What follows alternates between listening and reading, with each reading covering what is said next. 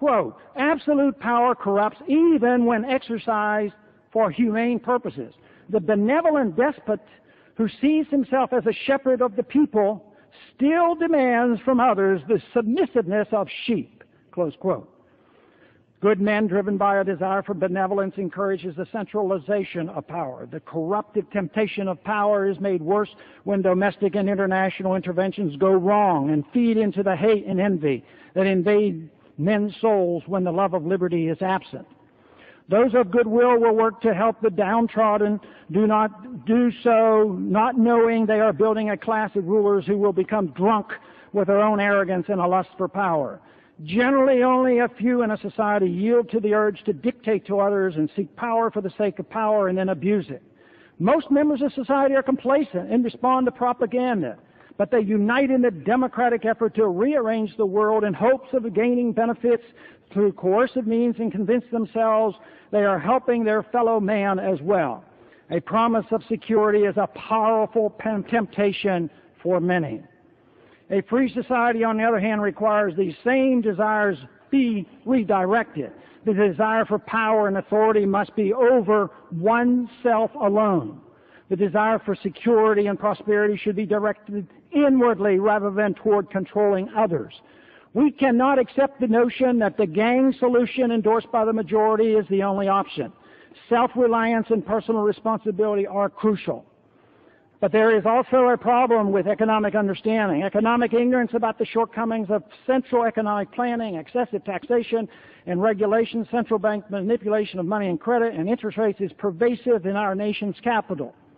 A large number of conservatives now forcefully argue that deficits don't matter. Spending programs never shrink, no matter whether conservatives or liberals are in charge. Rhetoric favoring free trade is canceled out by special interest protectionist measures.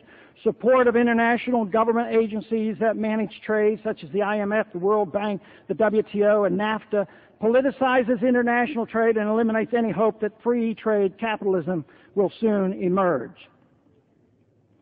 The federal government will not improve on its policies until the people coming to Washington are educated by a different breed of economists than those who dominate our government-run universities. Economic advisors and most office holders merely reflect the economics taught to them. A major failure of our entire system will most likely occur before serious thought is given once again to the guidelines laid out in the Constitution.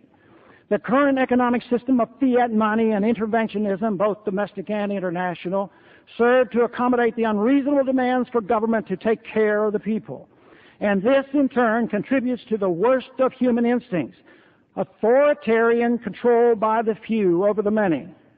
We as a nation have lost our understanding of how the free market provides the greatest prosperity for the greatest number.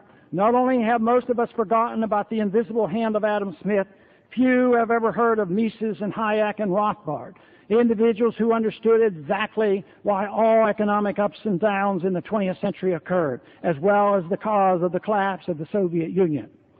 But worst of all, we have lost our faith in freedom.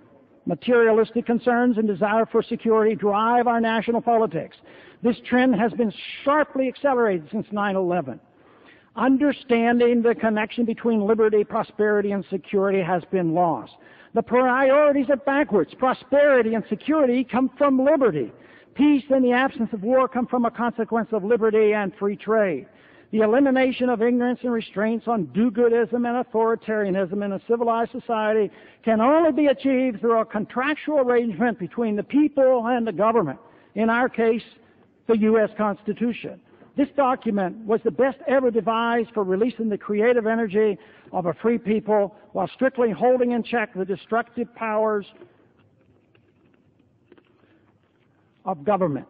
Only the rule of law can constrain those who by human instinct look for a free ride while delivering power to those few, found in every society whose only goal in life is a devilish desire to rule over others. The rule of law in a republic protects free markets activity and private property ownership and provides for equal justice under the law. It is this respect for law and rights over government power that protects the mainspring of human progress from the enemies of liberty. Communists and other socialists have routinely argued that the law is merely a tool of the powerful capitalists.